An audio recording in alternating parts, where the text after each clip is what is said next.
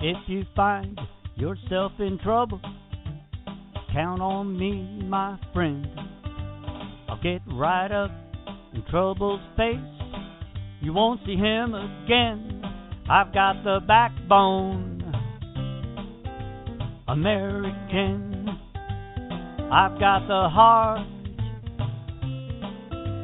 American. I've got the will, American. Will you stand up, don't sit down. Stand up, don't back down. Stand up, shout it out. Stand up, let's make it loud. American, American.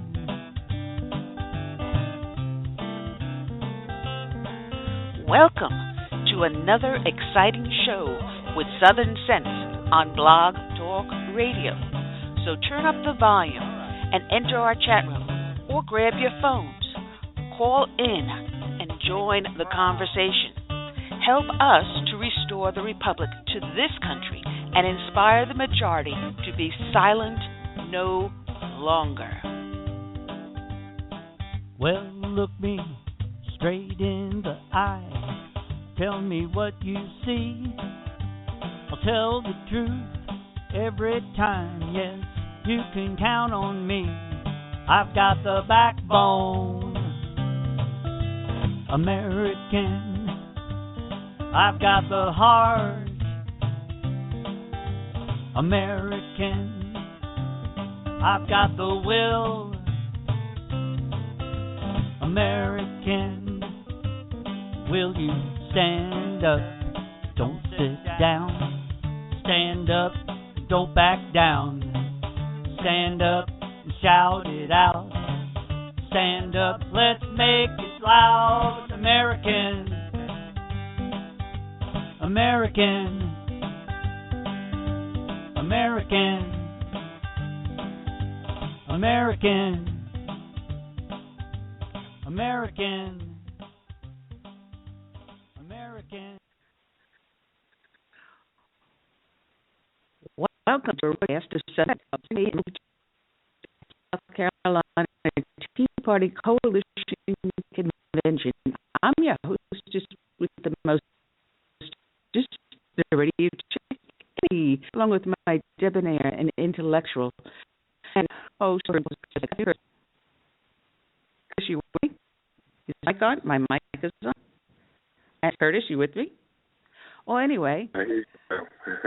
Kind of breaking up a little bit, but I'm here. All right. Well, I can't help that because I'm relying on the hotel Wi-Fi. So break up, just jump in.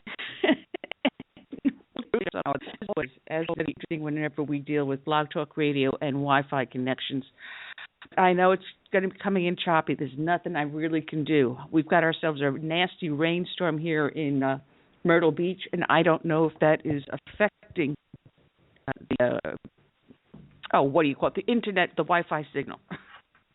Yeah, it's a possibility. Anyway, shoot, back for the home. Get back there. And it's a little discombobulating because I was at the debates last night, and we'll be talking about that.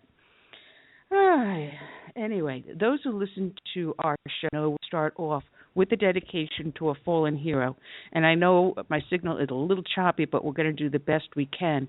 And today's dedication is going to go out to the crew of Extortion 17 that were killed in the downing of their helicopter. 30 Americans killed by the Taliban in Afghanistan on August 6th. 2011, and the truth on that incident is still being dug out. This is from townhall.com, dated January 12th of this year, by Mark Baisley. There was a time when America's commander-in-chief held a certain poise, a refinement of manner, a humble je ne sais quoi, and nothing could be more important to the families of American soldiers than assurances that the lives of their sons and daughters are valued above everything else except the liberty they defend. Aaron Carson Vaughn, a member of the elite SEAL Team 6 Special Forces, once wrote a note of assurance to his concerned parents about his chain of command, saying, "They won't let me die." This week, America honors her heroes in recognizing Veterans Day, including our brave SEALs. That virtuous moniker is actually an acronym for sea, air, and land, indicating these guys cover every quarter and every dimension. Members of the United States Navy SEALs are a special kind of human, incredibly smart athletes with unthinkable endurance and unimaginable tolerance for pain. The greatest tribute of a SEAL is devotion. But in a brand new book, a tragic truth is revealed about the Obama administration's unrequited devotion for our most selfless of heroes. Aaron Carson Vaughn is honored by his heartbroken dad in Betrayed, the shocking true story of Extortion 17, as told by a Navy SEAL's father. The book chronicles the events that led to the death of Aaron Carson Vaughn and was authored by Billy Vaughn, with co-authors Monica Murrill and Carrie Blake. The book details the events of August 6, 2011, in Afghanistan, surrounding the shooting down of an American Chinook helicopter that held the evocative name of Extortion 17. A high-value al-Qaeda leader was pinned down in a village by U.S. Army Rangers. 3 hours into the intense ground engagement, Extortion 17 was tasked to carry 17 SEALs into the battle with the onerous task of capturing the al-Qaeda leader alive. The Chinook was operated by a crew of 5 from the National Guard and carried an additional 22 Navy personnel in support of the elite SEAL team. One Afghan interpreter was also on board, and just before taking off, 7 Afghan commandos were curiously assigned to the final flight of Extortion 17.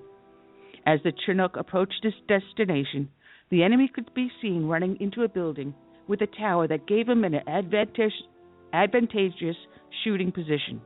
The 2 escort helicopters had all the visibility and firepower to resolve the battle before Extortion 17 delivering the SEAL team, but the Apaches were denied permission to attack.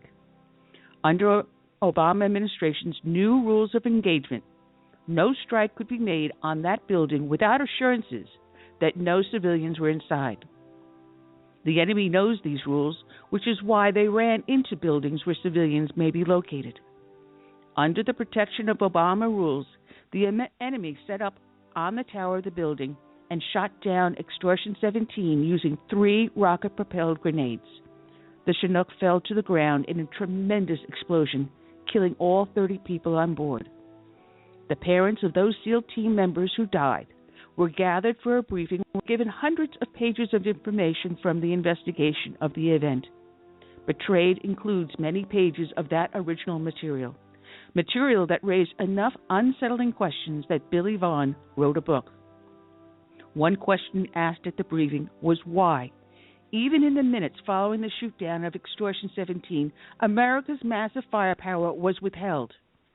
3-star Admiral Robert Harwood explained to the parents that a drone strike wasn't used because we need to win their hearts and minds. Evidently, this policy of social politeness on the battlefront motivated the Obama administration to regulate authority over American troops under Afghanistan command 1 year before the Extortion 17 crash, the greatest loss of U.S. military SEALs in a single incident. All knowledge, forethought, and mission planning for American troops within that country are under the joint oversight of the Operational Coordination Group, a command of the Islamic Republic of Afghanistan. Billy Vaughn, along with co-authors Monica Murrill and Carrie Blake, have brought the story to their fellow countrymen because the American media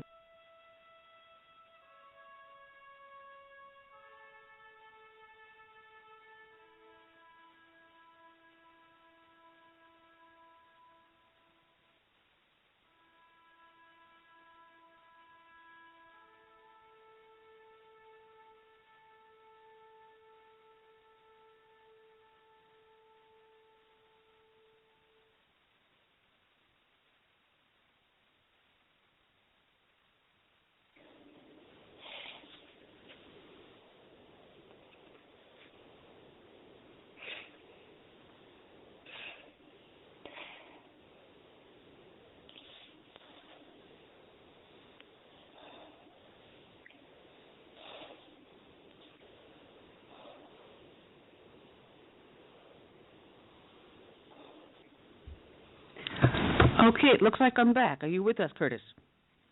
I'm back. All right. I also unmuted Sue's mic, hoping she would jump in. But I was sorry about that, guys. That's the problem with Wi-Fi. But as I was saying, during the 7 years of war in the Bush administration, 630 Americans died in Afghanistan. 2,638 were wounded in action. During the first 4 years of the Obama administration, 1,544 Americans have died in Afghanistan, and 15,036 have been wounded in action. In his most recent weekly message, President Obama recognized veterans, saying, "As long as I'm your president, I will make it my mission to make sure the America has your back. I encourage every American to have our veterans back by reading the book Betrayed, which you can find at specialopsbetrayed.com. Today's show is dedicated to the men that died on Extortion 17 flight. We dedicate it also to all the brave men and women who have served, who are serving, who will serve, as well as to the first responders. We dedicate the song, My Name is America, by Todd Allen Haynes. God bless them all.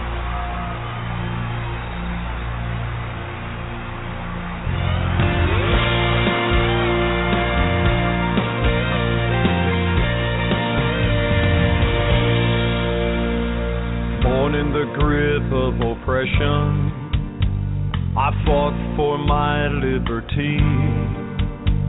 I paid with the blood of my people.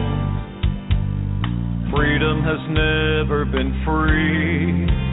Now my door's always open to dreamers and friends.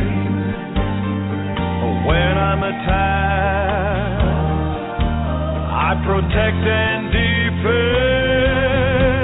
because my name is America. I stand proud and free. My name is America. Don't tread on me. I cannot be broken. I cannot be shamed.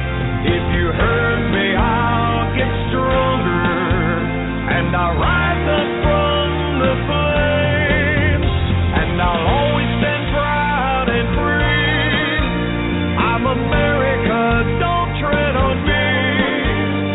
America is my name.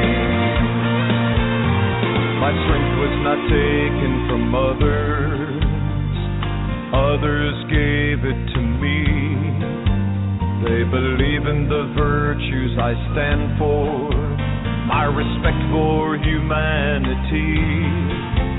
Now I'm challenged by tyrants who envy my power, but their vicious deeds become my finest hour, because my name is America.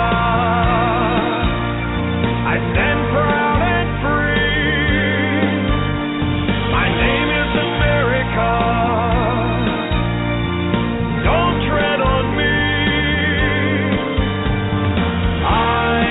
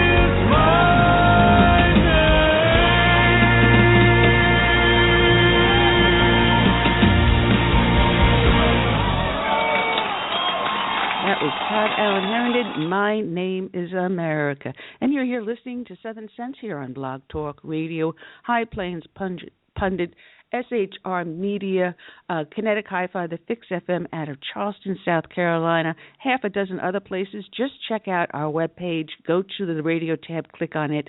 The page is the name of the show, Southern Sense, but put a dash in the middle, so it's southern-sense.com. Check us out. And we're still sitting at number 16 out of the top 100 conservative shows on TopTalkRadio.com. I'm your hostess with the mostest, the radio chick, Annie, along with my co-host, Curtis C.S. Bennett. He is in Florida, and I am currently broadcasting remotely from the Spring Made Inn in Myrtle Beach, South Carolina, while I attend the South Carolina Tea Party Coalition Convention. And if I sound a little nuts, it is because I am, because last night I was at the debate, and believe it or not, my seat was the third from the last, the very top row, the very last section before they covered everything up. I was in the nosebleed section, and oh boy, I'm telling you, some of the organizers are going to be hearing about that because I filled out the ticket information specifically stating that I was handicapped, and someone obviously did not read or know about Americans with Disabilities Act. So we have a little bit of a problem on that. Otherwise, we can talk about the debate. We can talk about the State of the Union while we wait for our guest to call in, along with Nikki Haley's response. There's a lot of interesting stuff. We can also talk about the 10 sailors that were captured by the Iranians, and new information is coming out about that today. And while we do that, I had unmuted our friend Sweet Sue from New Mexico, as well as Glenn Atkinson, so we can get ourselves a four-way conversation going. How does that sound, Curtis? Sounds great. I'm ready to go. I got a few questions myself. All right, Sue? Yeah, I'm ready to go. Sorry about earlier, Annie. I didn't know what was going on. It's the Wi-Fi here. Unfortunately, it can be, I guess, a little unpredictable. And we've had a storm coming through here. It looks like the worst part of it is gone and starting to clear up. Oh, man. Oh, what a day, what a day. I drove, when I left North Charleston, as soon as I went out into the parking lot to put my luggage in the car, it started to drizzle. And I'm saying, oh, let me hit the road. Let me get ahead of this storm coming in. It followed me from North Charleston all the way up to Myrtle Beach, 2.5 hours riding in pouring rain. And the only time it stopped is when I stopped the car saying, I don't have an umbrella. Let me stop at a gas station and simply buy an umbrella. I pull into the gas station. I'm under an overhang, so I'm not going to get wet. And as soon as I open the car door, it stops. Absolutely stops raining. And I says, oh, good, maybe I'm going to beat the storm. I get in the car, pull out back onto the highway, and as soon as I hit the highway, the skies opened again. And I said, Lord, you are not with me today. That was divine intervention. Oh, man. I mean, if anyone could have bad luck, it would be me. It would be absolutely me. Oh, man. And then there's so much crap that's been going on, I don't even know where to even start the conversations. You know, we started with, as we ended our last show Tuesday, getting ready for the State of the Union Tuesday night. And how many of you out there had a barf bag by your side while you were listening to this claptrap? I Anyone? actually had to turn them off. I couldn't tolerate him. I practically skipped it. Oh, what about you, Glenn? Hello there. I'm sorry. I'm not feeling very well. I got the stinking flu or cold or whatever going on here. And I put you on a spot. Oh. I'm no problem at all. I want to listen to the show, but my voice is not that good today. Oh, you sound fine to us. Absolutely sound fine. That's because I don't feel that great. glad I sound okay. Well, I'll tell you what. We'll cheer you up. Thank you very much. You know, it's funny. The third paragraph of his speech, he starts off with going, "We gather tonight knowing that this generation of heroes has made the United States safer and more respected around the world." Well, you know, this generation has done a lot, but President Obama has actually undone every single thing that this generation of heroes has done. You know, we go into Afghanistan, and then they do the pull down of the troops. And then, of course, the Taliban grows in strength, and now we have to go back. We go into Fallujah. How many times? 3 times? And we're ordered back. And everything that we did, every life that was lost, was for naught. And look at here now with Extortion 17 that we talk about. Every single thing that our men and women have done, that we have asked them to do, they've done. And every single gain that they've had, this administration has unraveled. And I thought that was complete audacity to make such a statement. And he goes, for the first time in 2 decades, Osama bin Laden is not a threat in this country. Yeah, why? Because the military did their job, and you screwed it up. You, Hillary, and Biden put out in public the names of that SEAL Team 6 and putting their lives in jeopardy. Why do you think Extortion 17 was shot down? Payback, Obama. Someone give me some sanity here. Jump in. See, I really don't think this president is a friend of the military. For one thing, I love that old saying by George S. Patton. He doesn't like to pay for the same real estate twice. And it seems like when you look at the operations in Afghanistan and to a degree in Iraq, the real estate we paid for with the lives of our brave soldiers and sailors and airmen and seamen, we're back there again, you know, in a smaller, you know, detachment trying to defend what we already once won and had people die for. So I don't know. This president just doesn't seem to get it, or maybe this is all part of some grand design, some scheme. Well, yeah, you know, go ahead, Sue. No, I'm just going to say I think this president gets it. I think this president hates the military. And I also think, you know, he disrespects the military every which way he can. And, you know, I'm just sick of him, and I'm sure the military is too. And every day I say a prayer for our military because they have to serve under this. I'm not even going to call him a president, serve under this man who does everything he can to make it unsafe for them. It's disgusting. Well, you know, one more full year of him.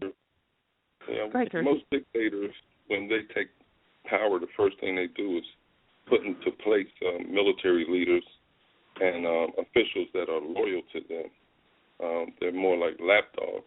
And see what Obama has done, he has purged our military of people who would probably disagree with him. And when you do that, you lose not only some great people, but you lose some great advisors. Because when you got yourself surrounded by yes men, they're not ever going to tell you the truth. No, that in itself is the truth, and it's going to be great talking to Major General Vallely this weekend, along with Lieutenant Colonel Bill Cowan. I'm going to rope them onto the show. I've got Bill on my speed dial, and we're going to talk about that. Exactly. Major General Vallely has been working on different projects. Can't really talk about them much yet, but he's working on doing something to help strengthen the military back up again, and it'd be interesting to find out what it is. You know, Obama said that Al-Qaeda's top lieutenants have been defeated, and yet we hear news story after news story after news story how Al-Qaeda is regaining strength and working in conjunction with ISIS. And then the next sentence is the Taliban's momentum has been broken. If we look at what's going on in Afghanistan, the exact opposite. We pulled out, they got stronger, and they're recruiting more and more. Everything he says, if you take the opposite, you find the truth. Yep.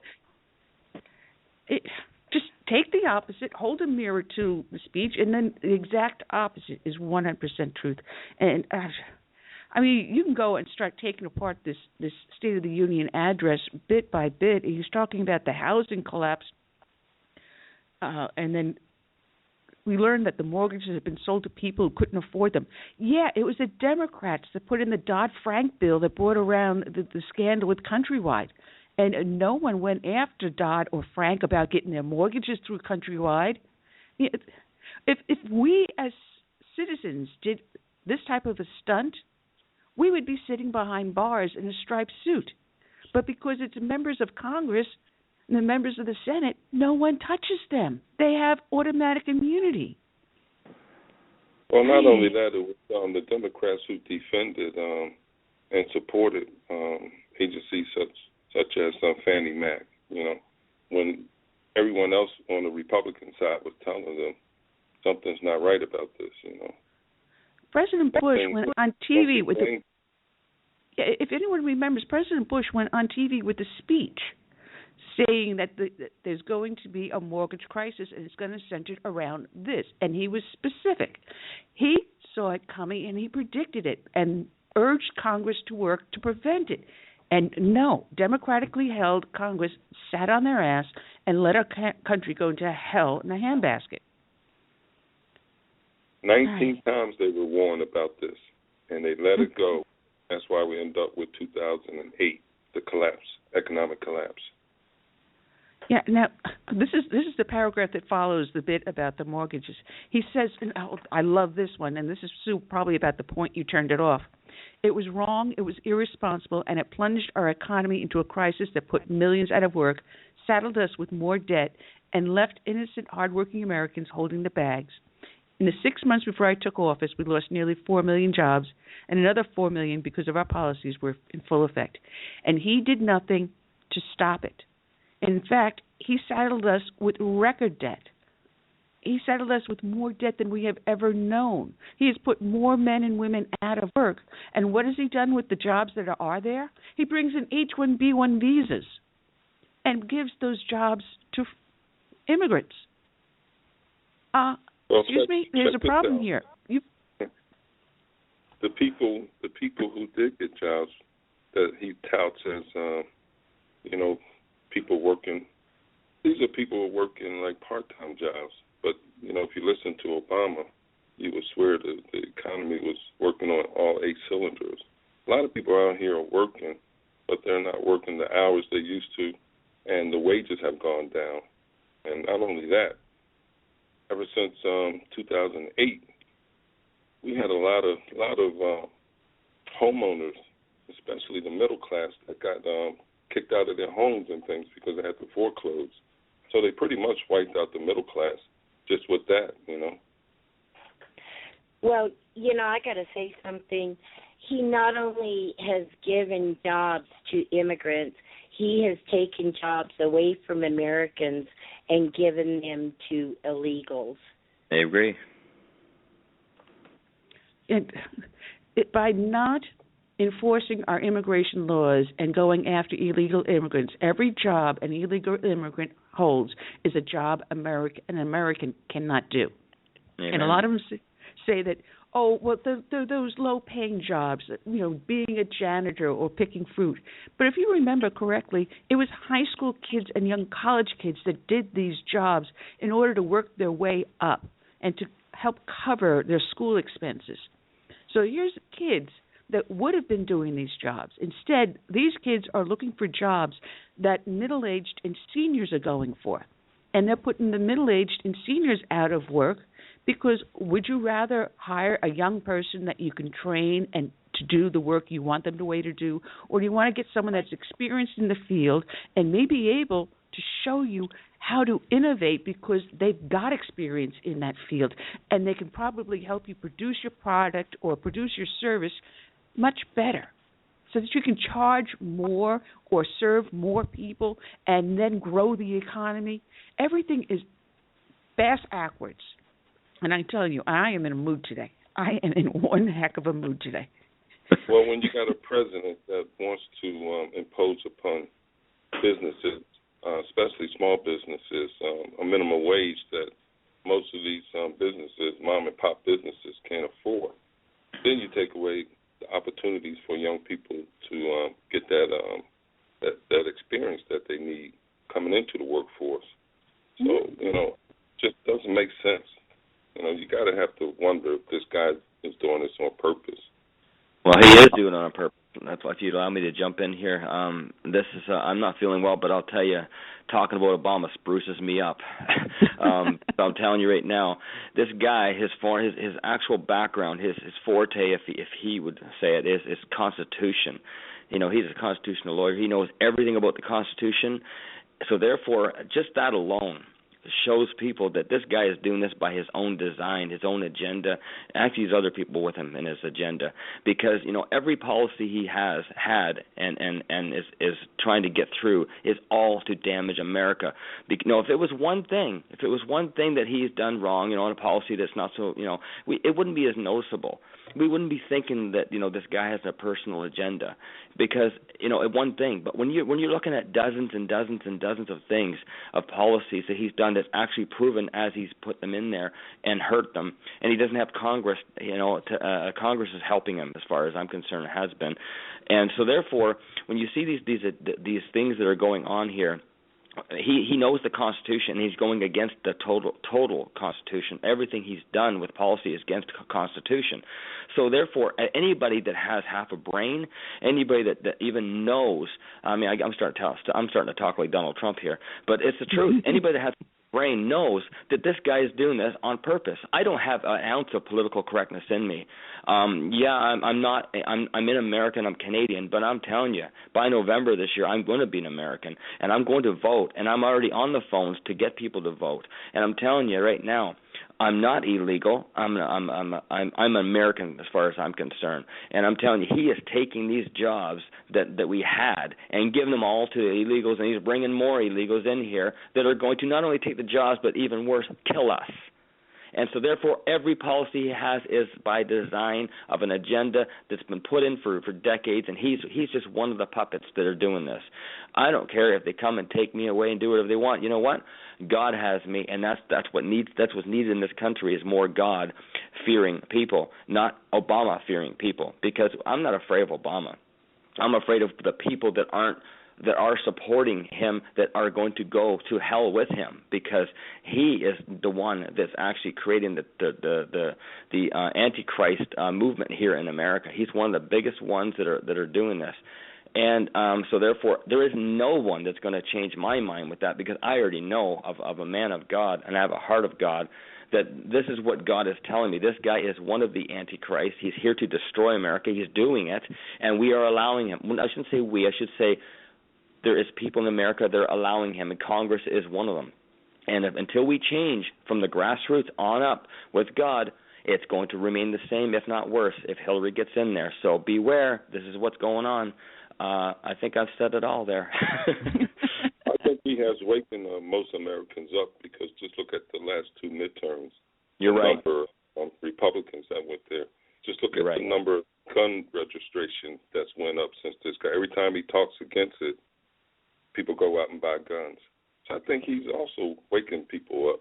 Doesn't realize that, but that part is a good thing. But we do have a struggle ahead of us, and every time I read the news now, it looks like Hillary is slipping. So we may have to end up actually pitting a capitalist against a socialist. That would be fun to see. Well,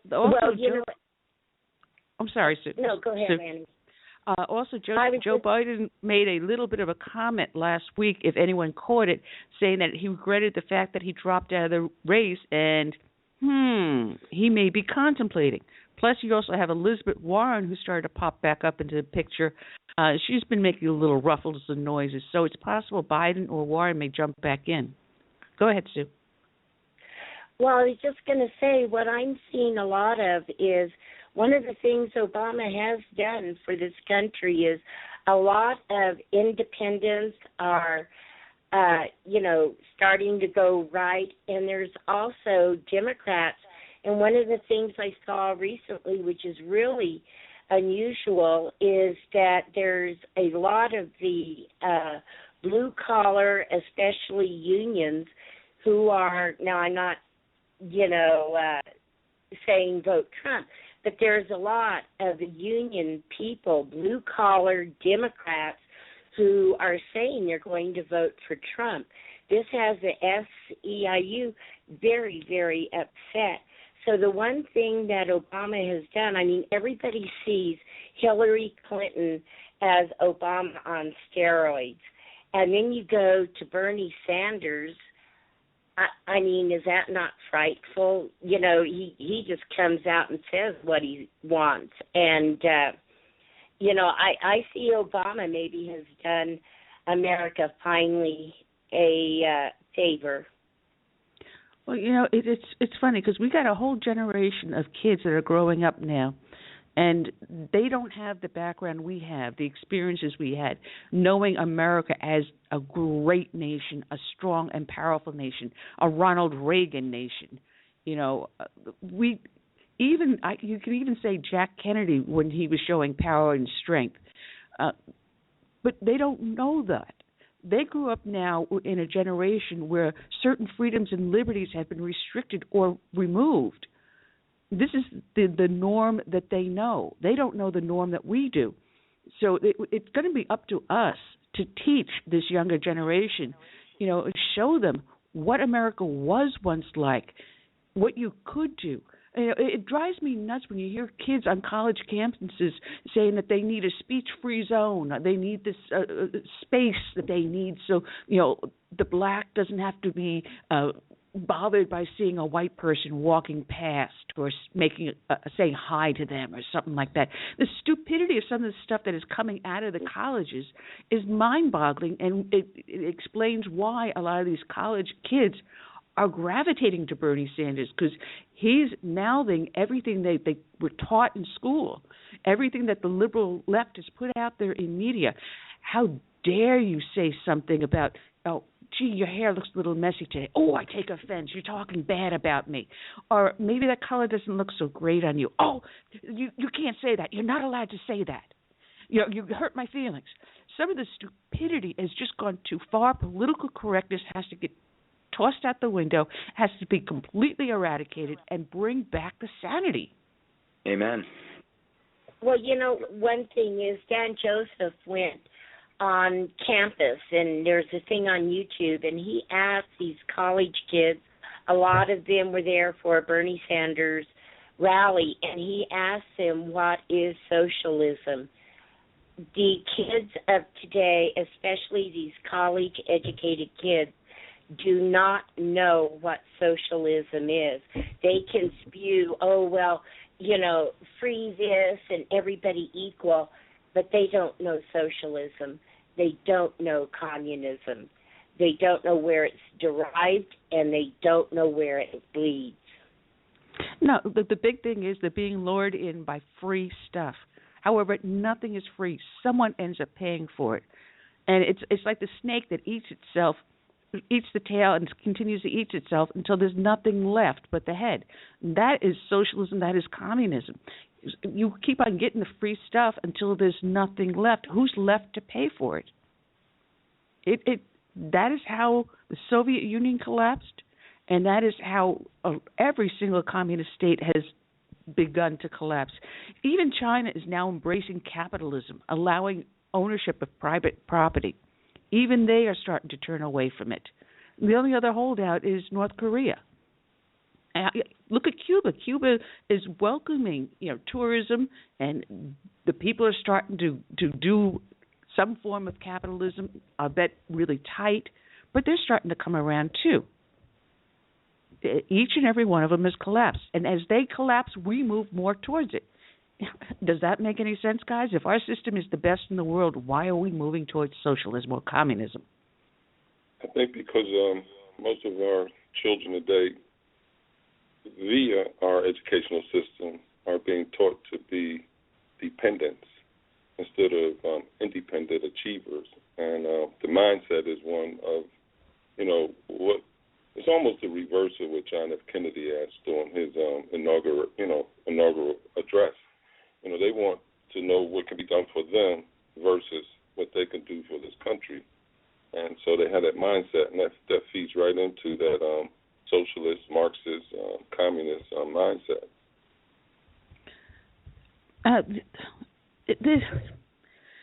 They're taught the political correctness is like, for example, the LGBT community. You know, when they started off first teaching sex education in the school system, it was originally to teach kids about diseases, about the function of the body, the basic ABCs, and then they would teach other things such as influenza, pneumonia, virus versus a cold, a virus versus a flu, and you learned basic biology and basic things. But you also learned about, you know, the difference between abstinence, and you weren't given the real graphic stuff that the kids today are. And when you give kids this young, whose brains are not yet fully formed, you're going to make them different. You're going to make them very, very different, and their minds will not function the way our normal minds do. Yeah. What is it? It was in the New England Journal of Medicine, I believe it was last year or the year before, I forget what it was. It was an article that said that the human brain is not sexually fully developed until the age of 24. So think about this. Kids as young as 8 and 9 being taught about sex education. And they didn't start teaching it to us until we were 13 or 14, going through puberty. And it was basically also to help us understand what the heck we were going through. You know, they went and opened the door, and they created that slippery slope that we've gone down. This type of stuff, I can understand the medical part, you know, teaching about diseases. But the other part, the birds and the bees, should be done in the household, in the family. That's not something that should be in the school. And because it is in the school, we now have kids developing sexually at a much younger age. We have so many young girls in high school and now junior high that end up pregnant.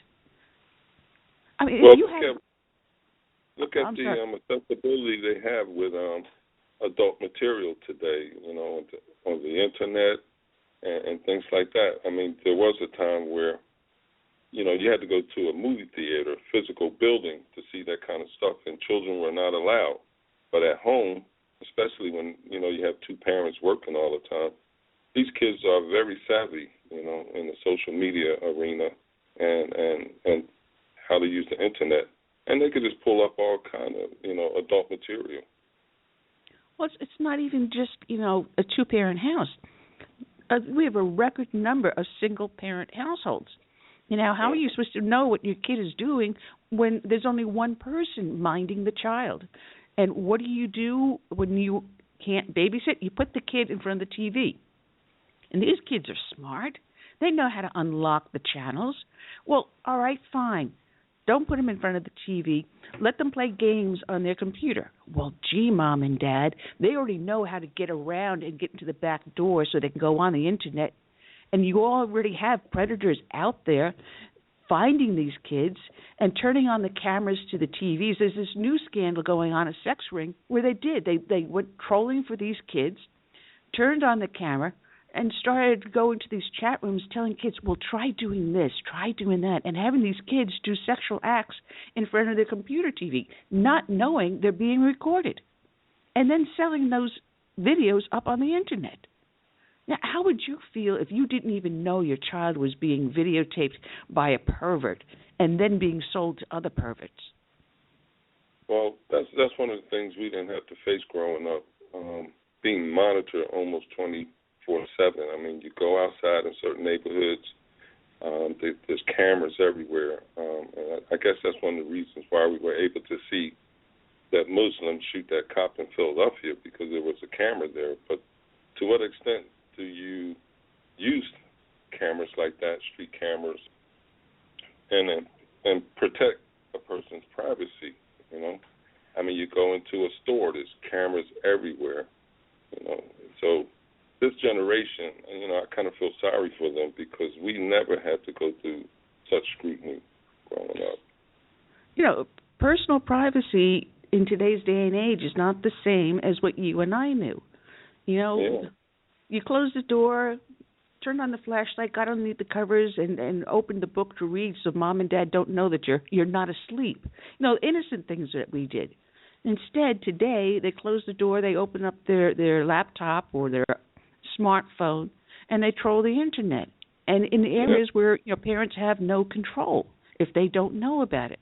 I mean, they can control what books we read, but they cannot, in today's day and age, control the internet. And that's another. Kids know the technology, and a lot of parents are way behind in the technology, so they can run circles around their parents. Sure. How many times, if your phone's not working, you hand it over to your nephew or your niece and say, hey, can you unlock this or get this off of there or tell me how to work the camera? And it's a true story. It is a true story. We got another caller joining us, Danny Butcher of High Plains Media. Good afternoon, Danny boy. Good afternoon, Danny. Have you been behaving? No. Why would I? Well, there's something like calling. Don't make the hospital your local hotel. If you need to get away for the night, that's not the place to check into. Okay. Now, just because had a little trip to the ER on a date night, but other than that, doing well. But yes, I am behaving if that's what you're talking about. Hey, listen, I want to talk about the debates. Having been there up in the nosebleed section, you can hear what was going on, but you really couldn't get a very good grasp of the faces because of the distance that I was at. I could tell there was a fat one, there was a short one, there was a skinny one, there was a black one. Yeah, I was going to ask to see the whites of their eyes. Well, I could see the bald spots on some of their heads. Oh, man, true story. It was the very top row. And I got to say thank you to my seatmates that were up there because I ended up having to go up 3 different flights of stairs, and the last one that went up the second tier of seats, oh, my goodness, because you guys know that I had that bad fall, and it's not vertigo. It's something called VOR, and I know, Sue, you know about this. And I've been going to physical therapy to try to control it, but having to climb those steps just brought it up. And I get to the very end of the railing, and there's another 3 or 4 steps I've got to go to get to the seat. And I actually was almost on all fours, and I have this guy guiding me up the last steps because I actually felt I was going to go flying down the whole steps. I sat in that seat for 6.5 hours straight, because I knew if I went down the steps, I'd never get back up to the seat.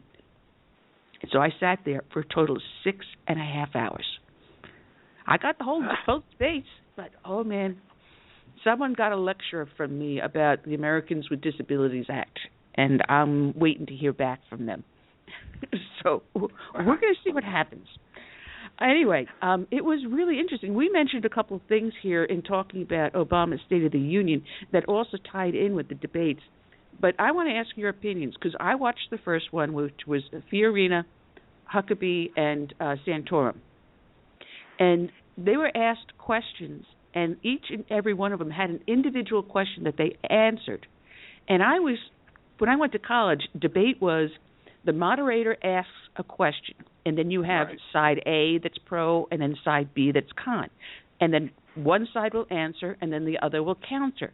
And then you go on to the next. It's punch and counterpunch with the moderator controlling it. We didn't see that in the first one. What I called that was a forum. And when I said that to my seatmates, they go, yeah, you're right. That wasn't a debate. That was a forum. How can you call it a debate when that's the format you use? Let me throw it out there and jump in. Well, Annie, what the first debate was, number one, it was, if you stayed awake during the first debate, I applaud you. And here was the second thing about the first debate. There was no difference of opinion between the three whatsoever. I mean, let's face it, the highlight of the first debate was the fact that Rand Paul was not there. But other than that, it was more like a the Fox Business hosts were they were conducting an interview. It was more like a one-on-one interview instead of an actual debate. They gave them the opportunity to answer the questions and then move on from there. So and the main difference of what you saw in the second debate, the second debate was much like that. They started with the round of questions. It was very telling that Donald Trump got the very last question in the second debate. It wasn't until the second hour, actually almost 80 minutes in, that we got to the fireworks, where we started getting the back and forth between the candidates, and you started seeing the back and forth between Trump and Cruz, and the back and forth between Rubio and Cruz. And then, of course, you would have every once in a while Jeb Bush would say, "Oh, wait a minute, my name was mentioned. I want to jump in here." And then really the other folks, they continued the very same format that they had in the first debate. We'll just ask you a question, and you answer the question, and we're going to move on to the next person. Basically, the end result of all of this, because there was a lot of different things. I thought Cruz handled the questions about if he is eligible to run for president very well. I did like the way he tackled the New York Times article on the issue of him disclosing the loan from Goldman Sachs. That's actually an old story that they've dug up. I covered this story 2 years ago. So I mean, actually, we're actually 4 years ago now. So that is a very, very old story that has been dug up. Has no bearing on the election whatsoever. I did think that Trump got the better of Cruz during the exchange about New York City. I don't think you had to wonder if Cruz, with all of his debating experience, was prepared for that. Trump did get the better of that exchange. I thought Cruz got the better of the exchanges with Rubio. But bottom line, when it was all said and done, after almost 3.5 hours of actual debate time, quote unquote debate time, this is what we learned. We're down to 3 candidates that are vying for the GOP nomination, and that's Donald Trump, Marco Rubio, and Ted Cruz. All the other candidates are done. I will say this, Chris Christie is still kind of lurking, he's still there, he's down but not out, but I think we're down to the top 3. And after we get through Iowa, New Hampshire, and head into all of the primaries at the 1st of March, you're going to really see this dwindle down to those top 3. Well, I kind of sensed the same thing. Chris Christie came out pretty good, but yes. Sue, I thought Carly Fiorina had a couple of good tags against Hillary.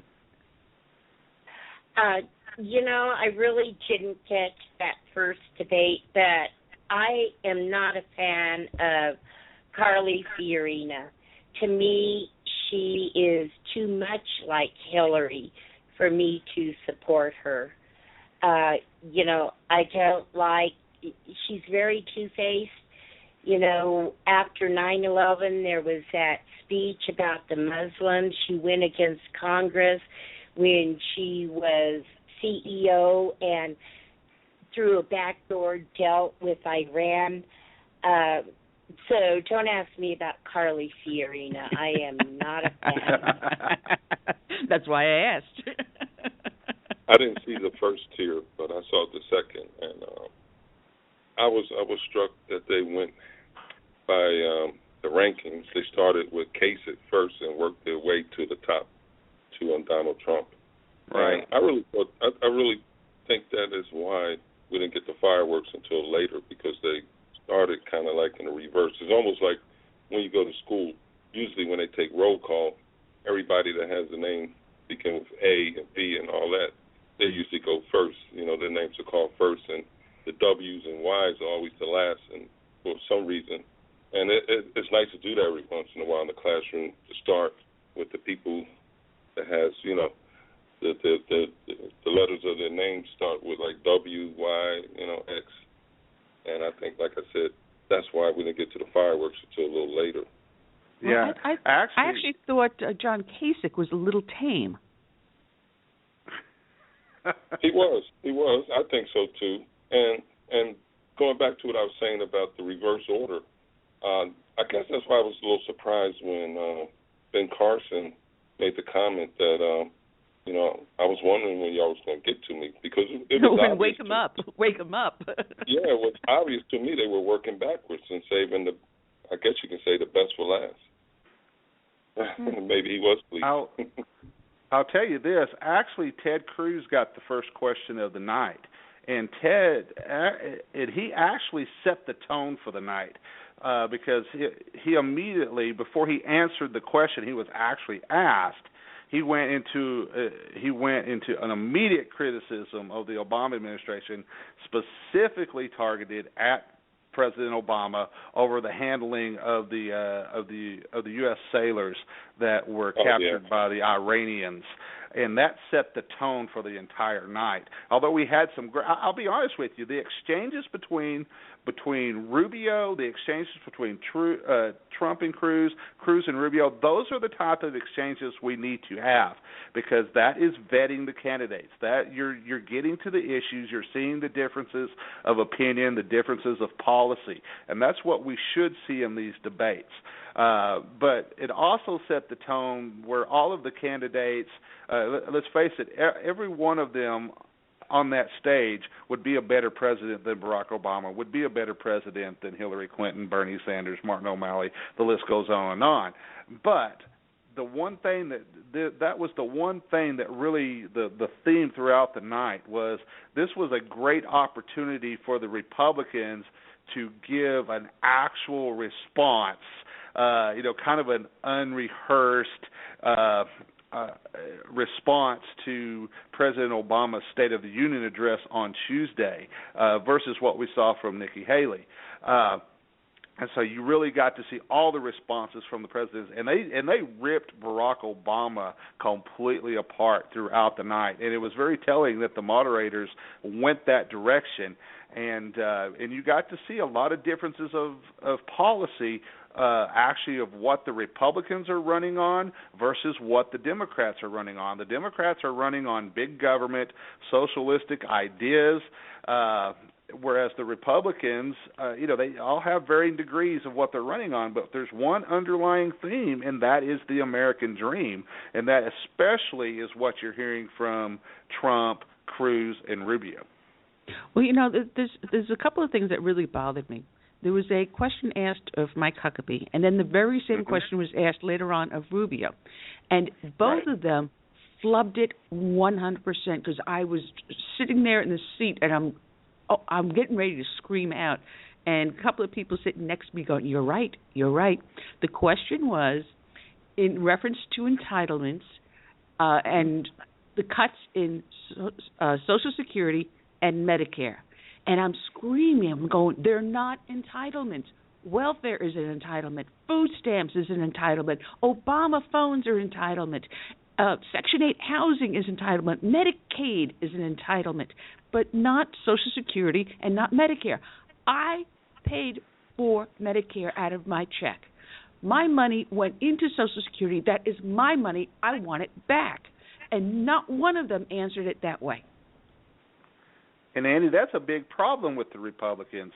We always say that the Republicans sometimes have put their foot in their mouth. They have trouble with messaging, getting out what their actual plan, what their actual policies are. And this is one of those indications, because, there needs to be, the Republicans need to draw a distinct difference when it comes to their tax plans, and especially when we're talking about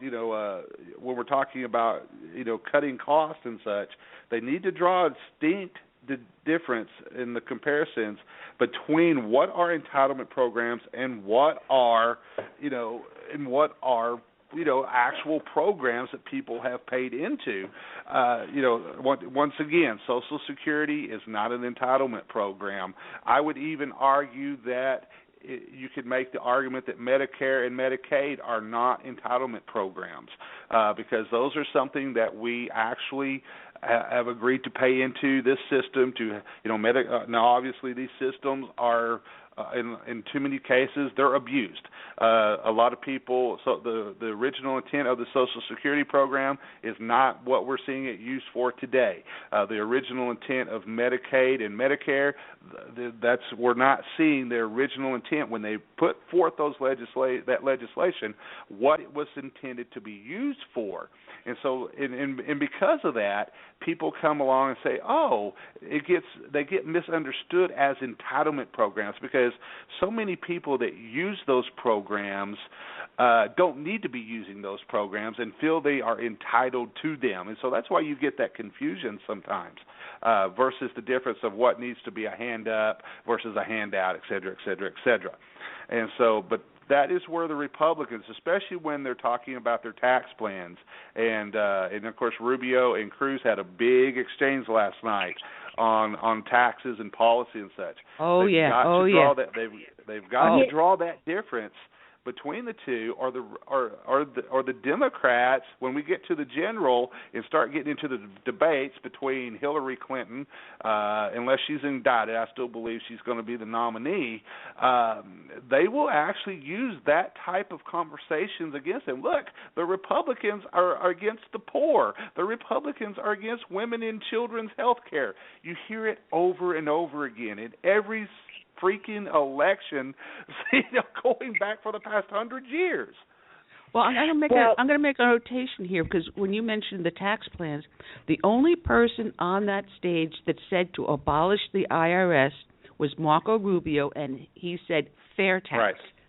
And he's the only one that said it. Every last one of them came across with this flat tax or something like that. And my argument has always been, if you have someone that's earning only $45,000 a year, do you think that at 16% it comes up to approximately $7,000 a year? That individual can afford $7,000 a year? Someone that has $4.5 million, I'm sure, can afford $700,000. Exactly. And it is a flat tax will always hurt the low and middle class the hardest. If you have a fair tax, then the rich don't care how much money they spend on something. You're going to get them to pay the most. They will pay the majority because they're buying the big end items. Whereas someone that's in the middle or lower class, they're going to be cost conscious, and they will only pay what they feel they want to pay the government. It no longer becomes mandatory. It is voluntary. And for that, I commend Marco Rubio for standing behind that. I'm sorry to cut you off, Sue. No, I just wanted to talk a bit about Medicare and Medicaid. There is a difference. They should not be lumped together, period. Exactly. And for people who aren't on Medicare yet, let me tell you, you will, at the age of 62, be forced to take Medicare. Also, I have paid into Medicare my entire life. Yes. I am continuing to pay into Medicare right now. Do you know, people listening, that people who are on Medicare, they continue to make payments to Medicare? So don't put Medicare and Medicaid together. They are not the same thing, and that really irritates me. And, one thing about Social Security and about Medicare, well, I don't think Social Security and those of us who are getting our benefits now would be in the shape it was if Congress way, way back had not started taking money from the Social Security, quote-unquote, locked box. And the same thing with Medicare and Obamacare.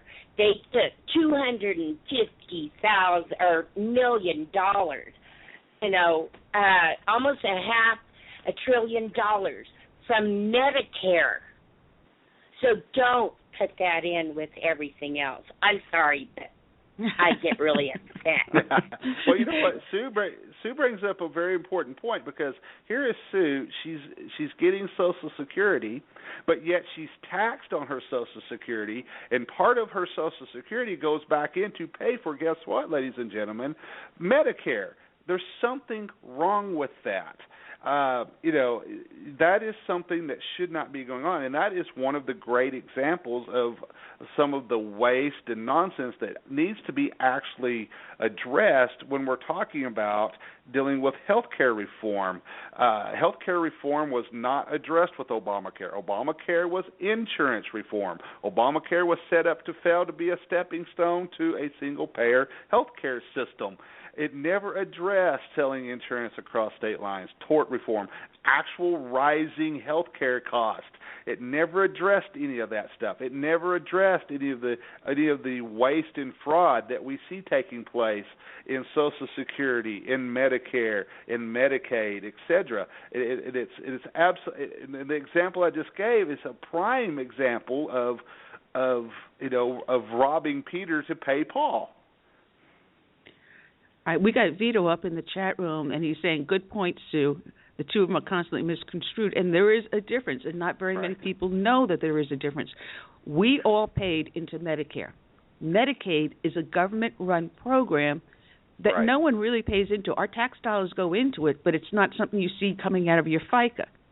Medicaid recipients are people that have either no or low income, that are not paying taxes anyway, and it gives them free access to health care.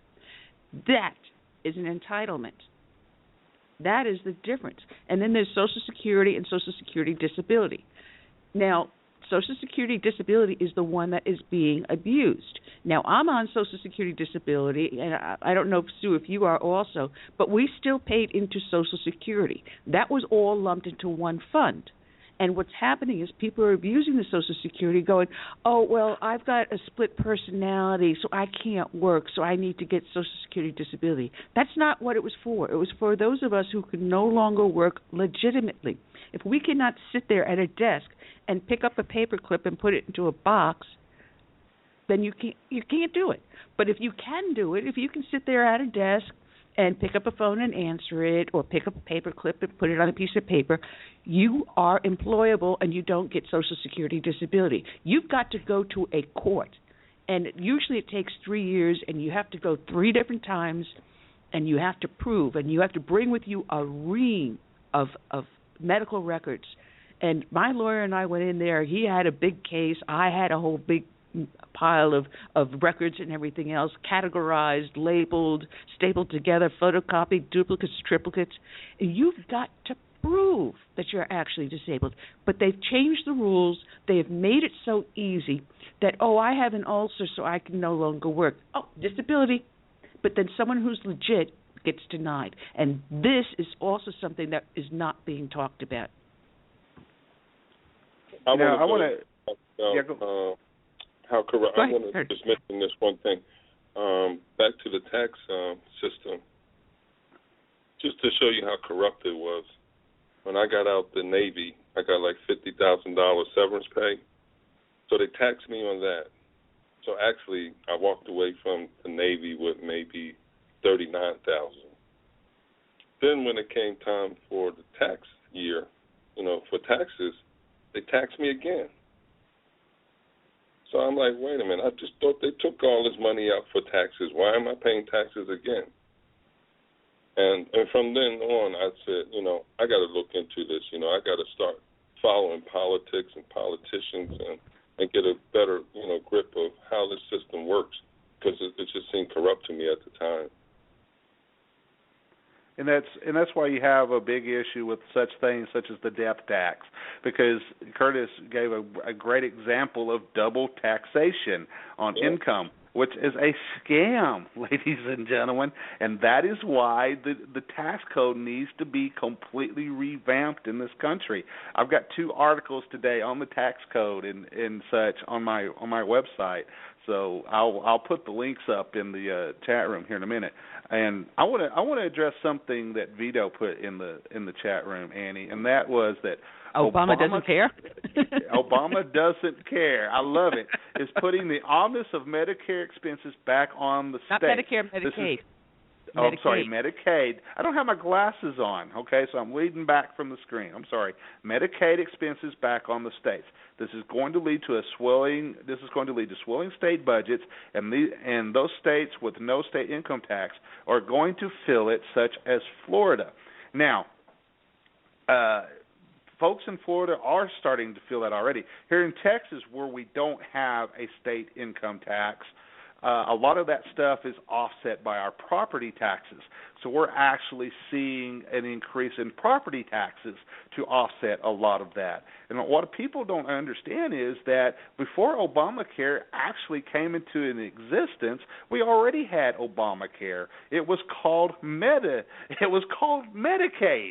Medicaid basically is a massive expansion of Obamacare that completely destroyed the insurance industry and led to higher insurance costs, and we can go on and on and on about the disastrous results of what this does. But Obamacare is basically now Medicaid on steroids, major expansion of that. It never addressed, once again, the true cause, the very root of what the problem was. And I want to hear from the candidates out there, from anybody that's saying we need to repeal and replace Obamacare. Okay, folks, I want to hear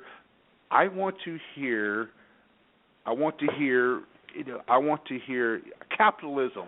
I want to hear free market principles put in there, because if we start applying the free market principles and we start allowing insurance to be sold across state lines like it should have been, dealing with tort reform, all this stuff that we have been talking about, I've personally been talking about it for the last 8 years. Some of you have been talking about it a lot longer than that. But, that is the net root of dealing with health care reform. But we've got to I want to hear from our candidates, and we're not hearing a lot of that. We always hear the talking point, but we're not hearing an actual solution or plan. Dan, this is what I love about it, because Kasich kept on touting the fact that he reduced the deficit in his state, blah, blah, blah. Yes. Boom, blah. And what he is leaving out is he expanded the Medicaid program, and once he leaves office, all those bills are going to come due, and any deficit reduction he did will be completely reversed, and they'll be back in the same situation the day he got into office. And no one is tagging him on that. And there's a good comparison between, I'm a big fan of George W. Bush. I love what he did for our country and our military. He was the right president at the right time to defend us from terrorism, to deal with the tragedy of 9/11, etc. But he was a big government Republican, loved to spend money. Kasich is exactly of the same mode that George W. Bush was. When George W. Bush left the state of Texas, Rick Perry does not get the credit that he deserves in dealing with all of the messes that Bush left here in the state of Texas. And so Perry, with all of the economic growth and all of and everything that we've seen here in the state of Texas, does not get he takes a lot of credit, but he doesn't really get the credit deserved in having to clean up the messes that were left by George W. Bush here in Texas. And the same thing is going to happen in Ohio with Kasich. Kasich keeps touting, saying, you know what, the Republicans can't win Ohio without me. Well, sometime in the future, the people of Ohio are going to be cursing Kasich when the bill comes due, and they've got to start paying for all of this stuff. And it's coming due now. And so Kasich, he's not running for president. It almost sounds like he's running. He's trying to position himself, to have some type of power in an administration or in the Republican Party, et cetera, because he truly feels that the Republicans need him to carry Ohio. And I think come later this year that he could actually be Kasich could actually be a very serious downfall and could hinder the Republicans in Ohio. That is a good possibility. Here in the state of South Carolina, Nikki Haley has continually rejected the expansion of Medicaid. What I'm seeing here, Vito wrote in the chat room that Bobby Jindal, after rejecting it for 2 years, has now accepted it, submitted for it. People are going to find, these supposed conservative governors are not as conservative as you think. There's things I agree that Haley has done and things I completely disagree. And, her acceptance of these resettlement refugees is a big one. She signed the acceptance of them, and now after she did it, she realized she made a big mistake because she found out from us exactly what is going on, and then she's asked Obama to not. Here's a flip-flop. Here is a flip-flop from someone who's supposed to be a conservative. We complained about the cost of expansion of Medicare. A bunch of us got together, wrote out letters, and wrote editorials. People put together the figures and showed her and said, this is not a good idea. Don't do it. Don't sign it. If we put pressure and using the research that we all have, you send it in to the newspaper and it gets picked up and we get a momentum going. And I think that is the thing we're seeing here in this election. People are getting involved. They're actually listening. And I think Trump is the catalyst to it because he says some of these outrageous things. He throws it out there, sees what's going to stick, how people are going to react, and then he starts to dial it back and go, well, no, I really meant this. The same thing like he's doing with the Muslim refugees. And that is something else that really ticked the heck out of me last night. They kept on saying, Syrian refugees, Syrian refugees. Well, hello, folks. We were getting refugees coming from Somalia. What were the majority of the refugees that were attacking the women in Germany? Syrian and Somalis. You're getting them from other Arabic countries, such like Niger, Chad, Afghanistan, Iran, Iraq. Hello, guys. It's not just Syria. It is a Muslim Islamic thing. It is not just one nation. It is coming from all of the Gulf states. My rant. Annie, I just shared a link in the chat room, and this has to do with Governor Abbott here in the state of Texas has to deal with his plan for calling a constitutional convention of the states. And his plan is actually. Will it see the light of day? I don't know. It's getting a lot of support. And if you have followed Governor Abbott here in the state of Texas or even nationally, he's a true conservative. He does have faults like any other elected official, but this call is what exactly would address a lot of the things that we're seeing. Going back to Bobby Jindal, giving in and starting to accept the falling for the Medicaid scheme, as Vito put it. This would address a lot of that because once again, the original intent of our country, and I always use a pyramid scheme for this. And I always say that the United States of America is now falling for a Ponzi scheme. Originally the United States of America was an upside-down pyramid.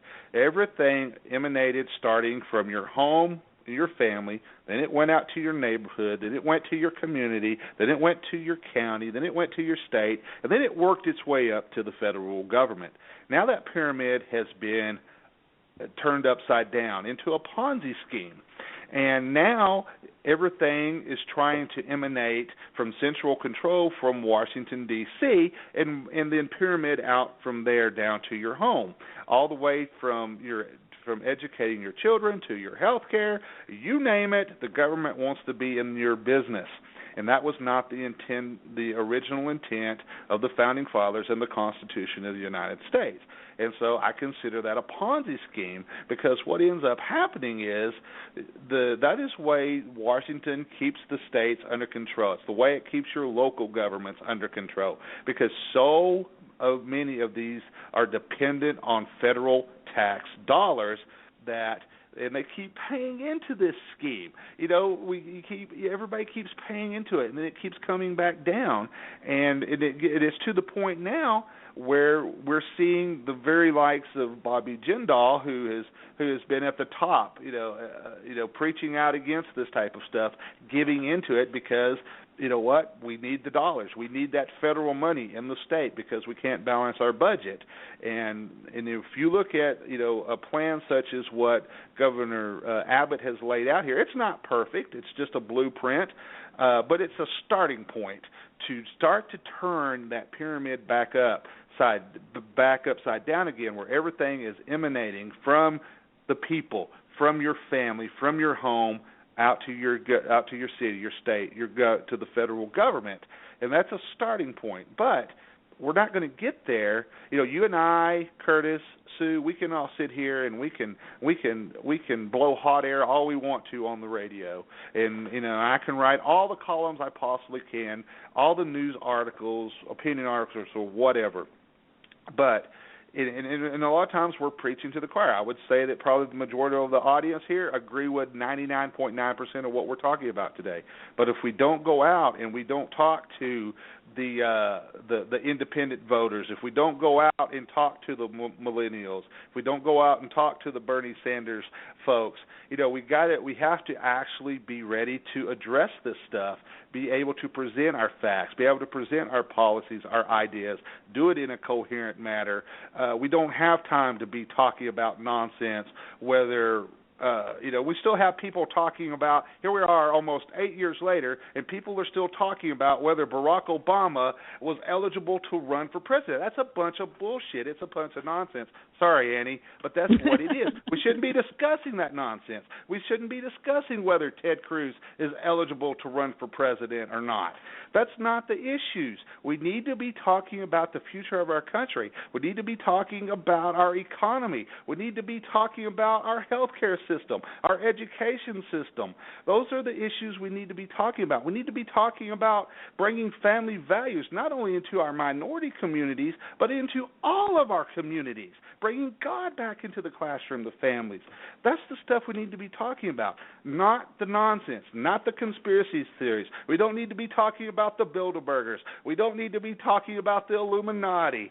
We don't need to be talking about that nonsense. And that, unfortunately, is what gets lumped, especially when you're a conservative. We have conservatives We have conservatives fighting with one another right now over Ted Cruz and Donald Trump. We have conservatives questioning whether Ted Cruz is eligible to run for president or not.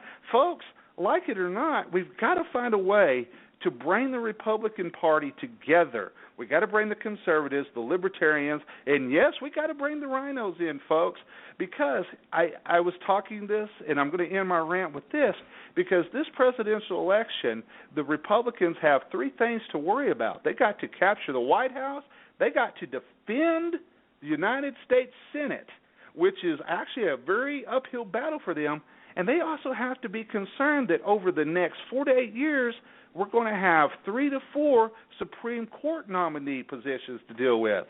And if we don't get our act together, guess what?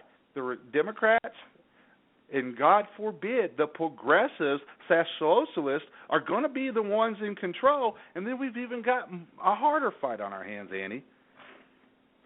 Well, it's funny you mentioned about the infighting within the Republican Party. And as I was sitting with my seatmates last night, a woman next to me turns around and goes, "Why is the Tea Party tearing apart the Republican Party?"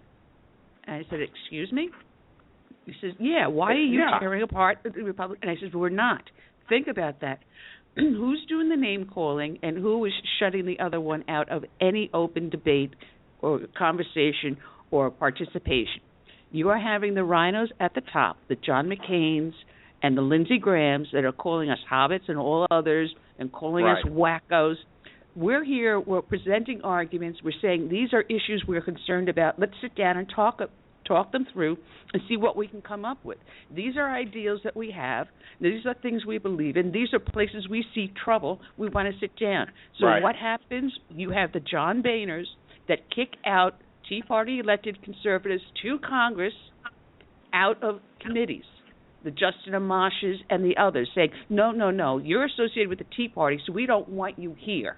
We don't want to hear your voice. We don't want your opinion. You have absolutely no power. Get out. I said, when they stop doing that, we can then unite the Republican Party. We can find a middle ground to agree in, or an area to not agree in, but still get work done. We're here to help. And we are getting involved in the GOP. We're saying, all right, fine. You need areas that you need people to represent, precincts or parishes or whatever you have. You need people to go in there to be the precinct president or the executive committee person. We're willing to step into those roles to help you rebuild the strength of the Republican Party. So welcome us in. I mean, the pendulum swings both ways, and you're not going to get a solid support of Republicans unless you make it all inclusive. I'm not talking about race. I'm talking about ideals. As long as there are Republican ideals. So tell the rhinos at the top, shut up, you can't win every single game. Let the other team players in, and let's see how we can win the game. Let's take it back. Well, if it wasn't for the Tea Party, we wouldn't have had the great wins we had in the last two midterms. We wouldn't have the number of governors that we have today that are Republicans and mayors and everybody else that benefit from the Tea Party's effort. So, yeah, you're right. They need to embrace us instead of kind of like being standoffish.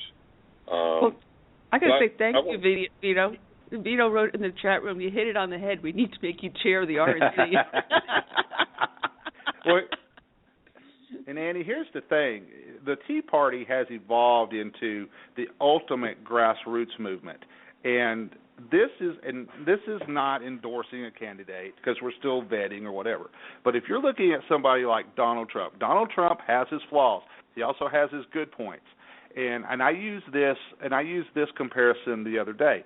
Are we ever going to see another Ronald Reagan come along? I don't think we'll ever see another Ronald Reagan come along. Ronald Reagan was a man in history at the right time, at the right place that our country needed. Now, can we ever see another Ronald Reagan-type presidency? Yes, we can. And here's the unique thing about Donald Trump and why he is appealing to everybody. Donald is saying what the American people are actually saying. He is feeling what the American people are actually feeling. He is presenting he's talking from the perspective of not being a politician, but of being an American citizen. This is what I'm feeling. This is what needs to be addressed. And so people have said, well, Donald Trump, he doesn't have this and this and this. Well, here's what has made Donald Trump so successful.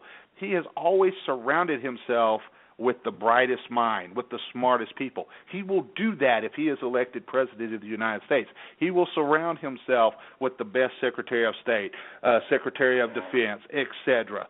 The brightest and best people will be in that type of administration. And I think that's going to apply to any Republican that gets into office versus the nonsense what we've seen for the last 8 years with the Obama administration being surrounded by academics that have no real-world experience, just a bunch of theories that have all failed when they've been put to a real-world test. And so that is why Donald Trump is not only appealing to – he's the furthest thing you can possibly get from being a conservative, but he appeals to conservative values because he's listening and he is saying what the American people are actually saying. He is appealing to you hear a lot of times that the establishment is scared of Donald Trump. Well, they should be.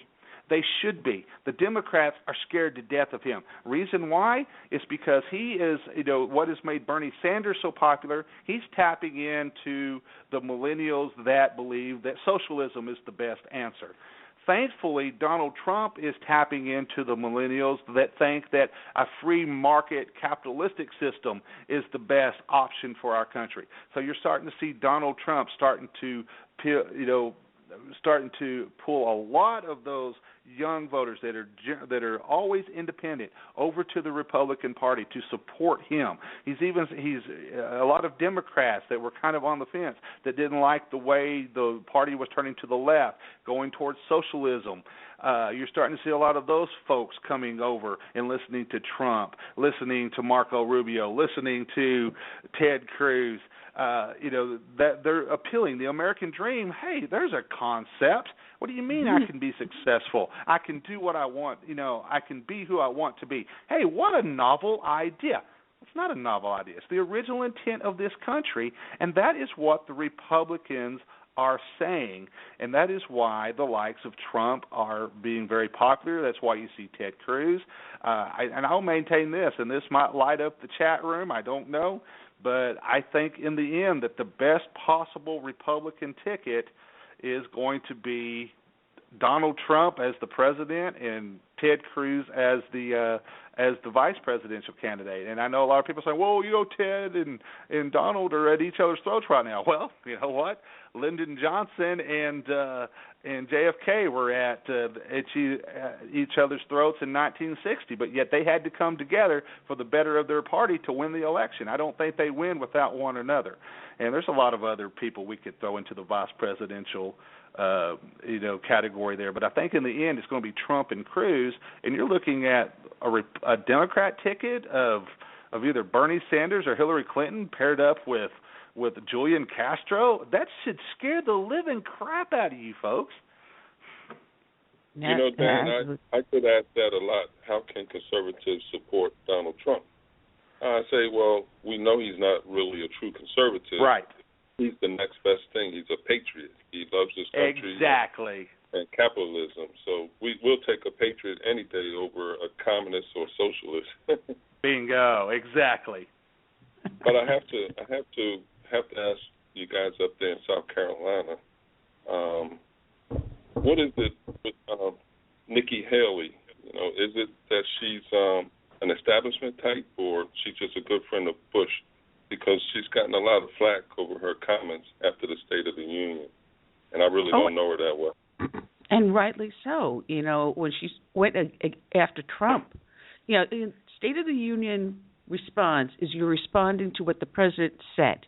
You're not going after a candidate, because Obama is not a candidate. She should have directed her remarks about Obama's statements. However, her speech was vetted by Reince Priebus, the RNC. They vetted it. And Dan, I don't know if you saw that, but I couldn't print it out, or did I print it out? There was a simultaneous broadcast of Haley's speech in Spanish. Yes. And let me see if I printed it out before I left the house. It was, no, I have it saved in my email. I didn't print it. I had it here. And the words and the meanings were changed. Completely different. Different. Yeah, what happened is in the Spanish version of that speech, it was basically saying, hey, the Republican Party is going to support, guess what, ladies and gentlemen, amnesty. And that is something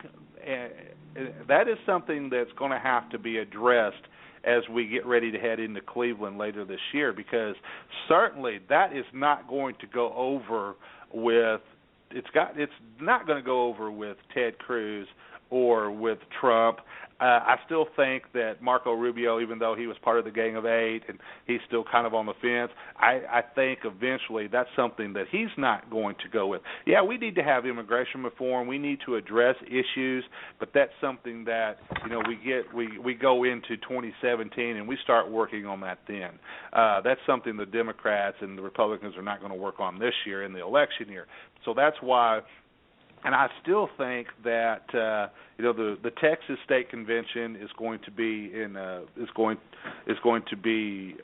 oh good Lord, I forgot. It's going to be in May of this year, and then of course we'll head into Cleveland. The State Convention in Texas usually sets the agenda, has a major impact of what happens at the national convention. And so we're hearing a lot of stuff here in Texas. We're having issues now. People remember that in 2014 we had a big floor fight over this type of stuff. And I think we're going to have the same thing at the state convention again here in Texas. And so Annie, that makes you have to stop and scratch your head, and say, hey, is the Republican Party going to get its act together? And are they going to listen to Donald Trump? Are they going to listen to Ted Cruz? Are they going to actually listen to the American people? Or are they willing to throw away, just because they don't want to listen to the American people? Because if they're actually listening to Trump and they're listening to Cruz, they're listening to the American people. Are they willing to not listen and throw away the White House, throw away the U.S. Senate, and throw away the Supreme Court? Is the party willing to do that? You really have? Are they that suicidal? And I guess in some aspects you have to say yes, they are, because they want to continue business as usual. And that's where you and I, That's where Curtis and Sue, we have to get, and we have to make our voice a little bit stronger and say, hey, guys, this is not the way this is going to work. If you want to implode the Republican Party, by all means do it. If you do so, then you're going to have a split in the party, and you're going to have a conservative party, a Republican Party, et cetera. I still think we're going to see a split in the Democrat Party where you're going to have a progressive and a Democrat Party at some point. But you're seeing all of these dynamics start to play, but are they really willing to do that? And then you have you talk about South Carolina, you have Lindsey Graham. You have to remember what a great, outstanding, and very powerful candidate Lindsey Graham was, throwing his support behind another very high-profile, powerful candidate, Jeb Bush. What in the world? Lamesy Gramnesty. But I got to tell you, before the debates went on yesterday, Reince Priebus came out and he did his little speech before the first one. Then the second group comes out and he did his other speech before the second one. And his comment was that whoever the nominee is, the RNC will stand behind them 100%. Right. So that's not something that went on camera. This was done off camera. We'll see what happens, whether or not he follows through and keeps his promise. Right. And he's actually made that same comment in interviews and in comments that the party is going to support whoever the nominee is. Now, Eddie, you and I and Curtis and Sue, we've all been involved in politics long enough to know that there's a lot of things that happen behind the scenes, all of the deals that get made leading up to the convention and such. I'll tell you right now that Donald Trump is going for all or nothing. He's going for the nomination. He's not going to settle to be a vice presidential candidate. He is going for the nomination. End of discussion. And I at this point, I think the nomination is his to lose. He's remained the front runner from the get-go. Everything that's thrown at him, he's got Teflon. What possible thing could the Democrats possibly throw at him in the general election? They have nothing, because it's all out there. And everything that is thrown at him by his fellow candidates, by the party, whatever, just bounces off of him. And the reason being is the people are behind him. That is what made Ronald Reagan such a great president. You have to remember, Reagan dealt with a supermajority of House and Democratic-controlled Senate, but yet he was able to get his legislation passed. And the reason being is that he had the will of the people. He had the voice of the people supporting him. The people supported Ronald Reagan. Thankfully, the reason a lot of Barack Obama, even when he had a Democratic-controlled House and Senate, was not able to get a lot of his legislation through is because he has never had the support of the people in this country. Never had it. He'll say, I've got a mandate, but he's never had that. And I think if somebody like Donald Trump is elected, you're going to be able to see a lot of changes for the positive for our country because he has the support of the people actually behind him. Well, we're coming down to our last 20 minutes here. There's one subject I want to get on because I didn't catch a lot of news today. What is going on with those 10 sailors that Iran had captured? Is there more news coming out? Because I know they were captured, they were released, Obama said nothing in the State of the Union, and now I saw something on CNN as I was going through the hotel lobby this morning checking out, something about that the crew actually altered the course. Have you heard anything about that? Annie, I've been following this. I'm going to talk on Kel's show about this. What they said, and I got a lot of my information from Navy Times, where you really get what's going on. I don't go for the regular news sources. But what the Navy is saying now is that they were low on gas, that they possibly wanted to take a shortcut, which took them too close to Iranian waters. Now, I have this to say about what they're putting out. Total BS. Yes. It doesn't pass the smell test. Our sailors and on these boats, They know the rules. They know what they were doing. Obama was up to something. I will put my money, I don't know if we'll find out, that I will bet you that Obama, had something to do with this. And you look at the timing, you look at, everything just before his State of the Union address. Obama had something to do with this. Also, there's talk, one of the sailors made an apology. Iran went against Geneva Convention, by putting out all these videos of our sailors. And just everything, something is definitely not right. And now what's coming out of some of the military sites is, I think there's going to be another purging, and this time a purging of the Navy. That some admirals are going to be cut. And also there's talk about this sailor being prosecuted by the military.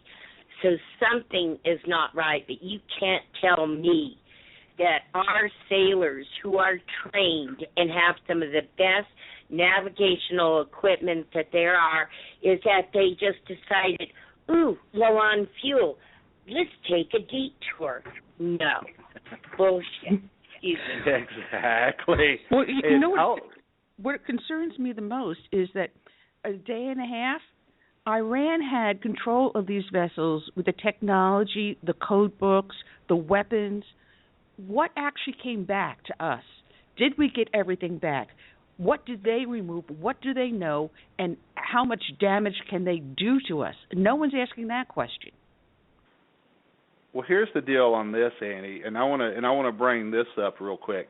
It's because just like what we have with China, we often have a dispute as to where territorial waters are and what are international waters. The Chinese often claim more territorial water than what is actually there with international law. We also see that in regards to Iran. Iran has, for many, many years, claimed more territorial waters than what is actually there by international law. And so we have often, and on a daily basis, and I want to stress to everybody that these were small patrol boats. These were not the big ships that you see that were used by a lot of folks in the media. These weren't cruisers or battleships or anything like this. These were, if you want to give a comparison, think of these of the 1960 PT boats, but highly advanced. The kind of thing that John F. Kennedy commanded with a similar type crew. Each boat was manned by a crew of 5, and these are small patrol boats, and they're often always on a daily basis we're operating in this disputed zone, in these disputed waters. And in this particular case, these U.S. patrol boats happened to come across some Iranian patrol boats in a disputed area.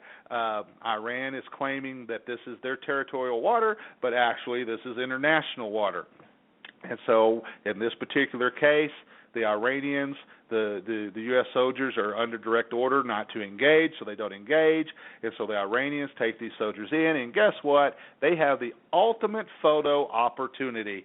They get to show photos and video of U.S. They have captured, they have brought the great Satan to their knees. So you see all the soldiers on their knees at gunpoint. You see the female soldier being forced to wear a headscarf. But with the great propaganda opportunity, all of these photos go out. Iran violated every known rule of law to the Geneva Convention with this. But they put on all this propaganda. At some point, I'm thinking probably through the correspondence that the sailor was ordered to apologize. You could tell that he really didn't want to do that. And I agree with Sue. I think that this commander is going to be the fall guy for all of this. And well, I have to say, Dan, you need to go look at the military sites. Also, right. You need to look at what the State Department has put out.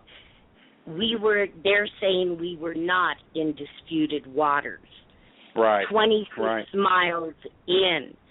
And So, to say, this is something that normally happens and everything, no, it's not. And you have to live with what the State that normally Department happens, is. but we are constantly in, when we're operating in these type of zones, because you're talking about a very narrow region, a very small area. It looks vast, on the map and stuff, but it's a very, very narrow region, especially when you're talking about the Strait.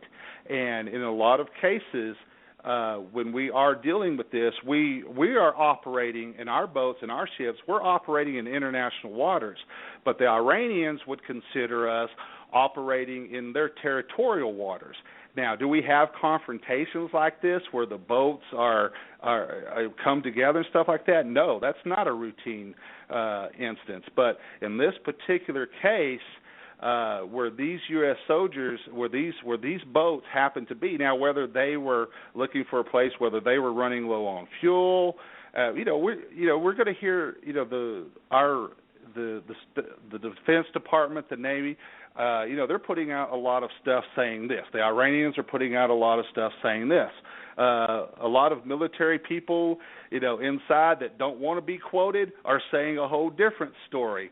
But bottom line is, whether what happened with the rules of engagement here, our sailors just happened to be at this place where they were engaged by the Iranian Navy.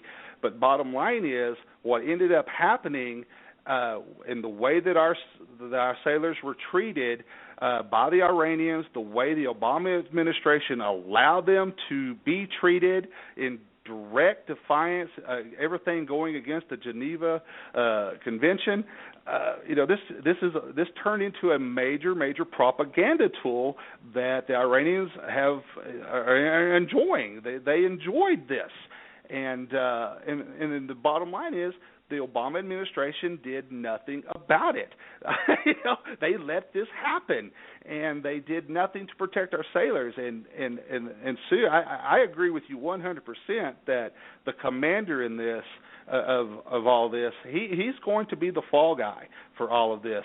Whether he took a wrong turn or not, we had them come out. You had Secretary Carter come out yesterday saying that it was a navigational error. Our boats took a wrong turn. Blah blah blah. So now the story is starting to change already from our own Defense Department, from our own government, to try to do this. But bottom line is that these sailors were mistreated. Their own government did not support them, and not only is this commander going to end up being the fall guy, all of these sailors are going to be punished in some form or fashion, and they're looking at their naval careers either ending or being seriously damaged because of all of this. Well, I got a question for Curtis. Curtis, I got a question for you, hon. Curtis, I got a question, because these are naval vessels, these are small patrol boats. They have to have a base that they work out of or a vessel that they partner with. So if they were low on fuel, wouldn't they be heading back to the nearest naval vessel to refuel? Not necessarily. When I first heard about this incident and I saw the faces of these sailors that they put out in the media, the first thing that struck me was that these guys are all buffed. Now, I've been around sailors all my Navy career, and most of us sit at desks all day, pot belly, some of them, and they're out of shape. So when I saw these guys and they look really buffed and everything, that told me they're part of some kind of specialized unit.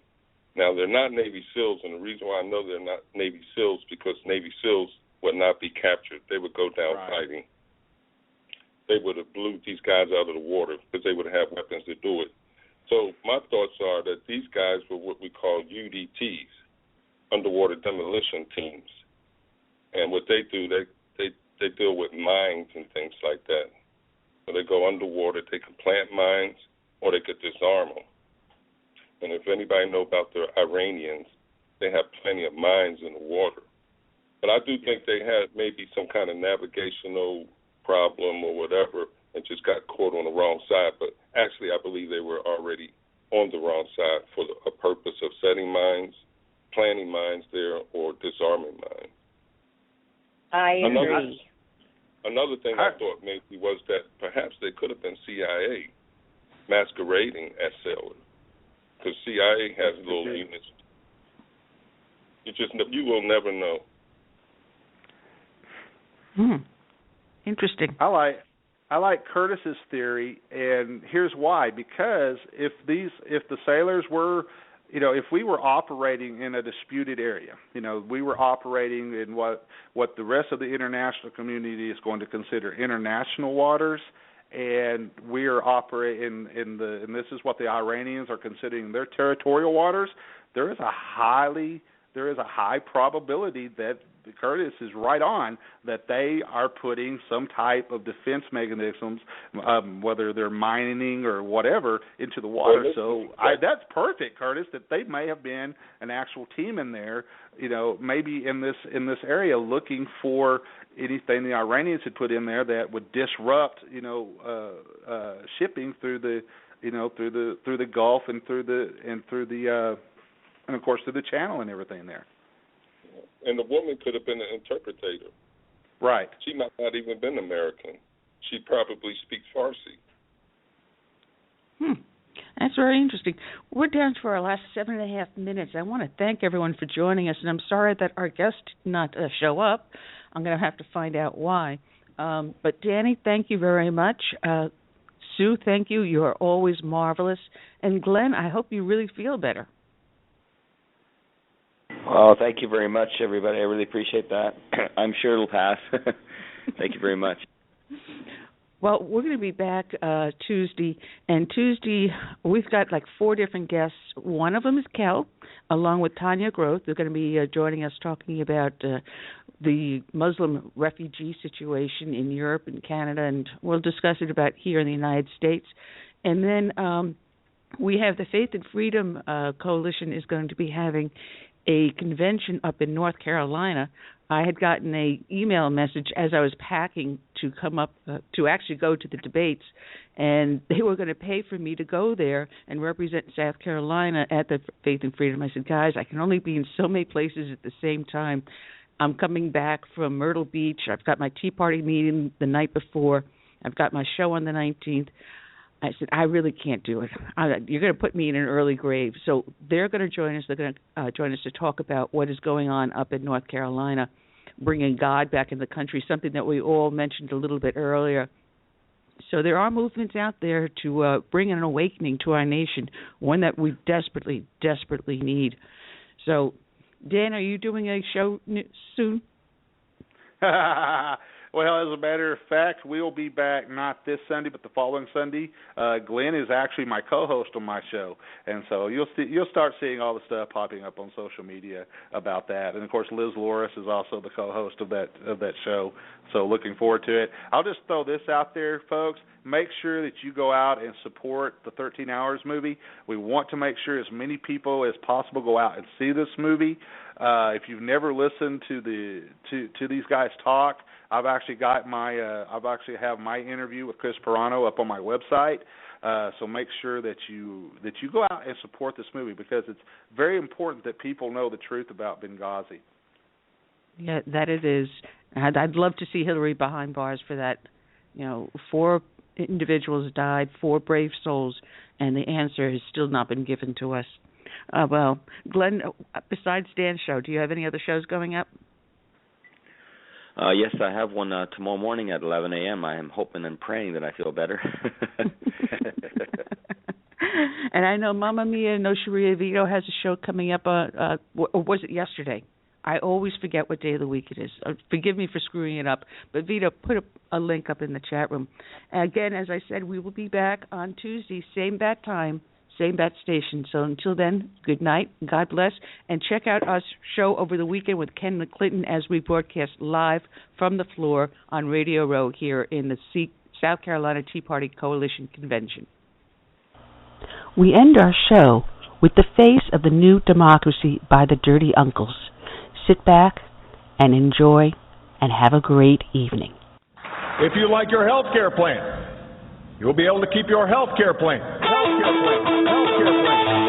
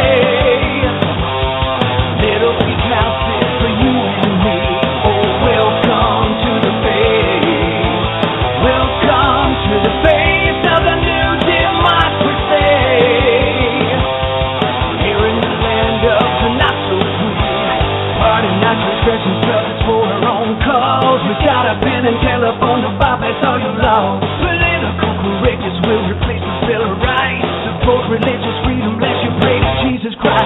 The presents in our pockets, cause there's no longer free. You cannot make a move, now that the NSA can see. Don't expect equality, respect for fair play.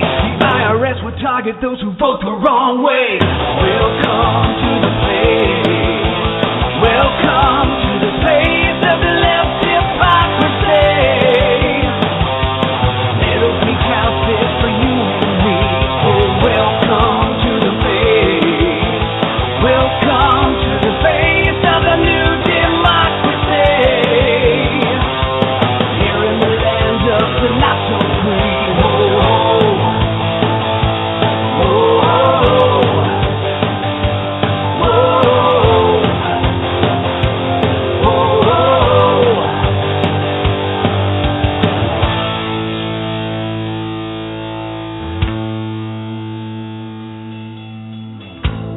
This is the most transparent administration in history.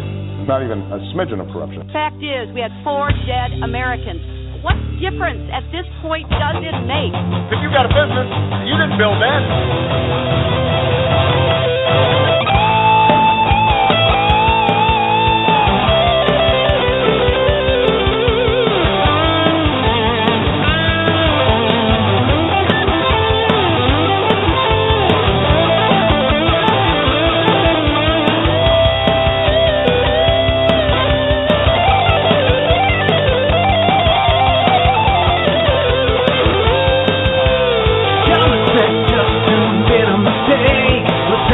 Election debt to those on the take.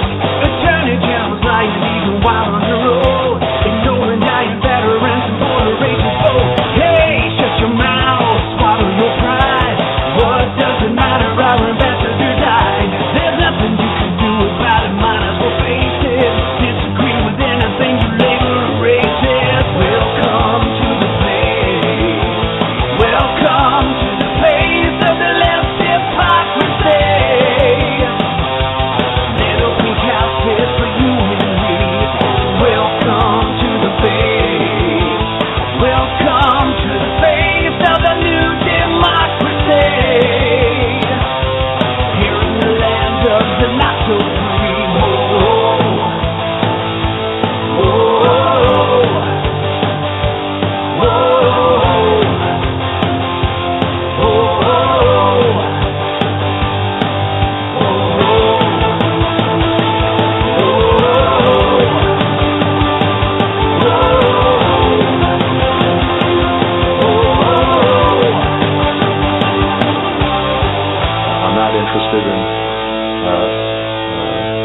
Photo ops.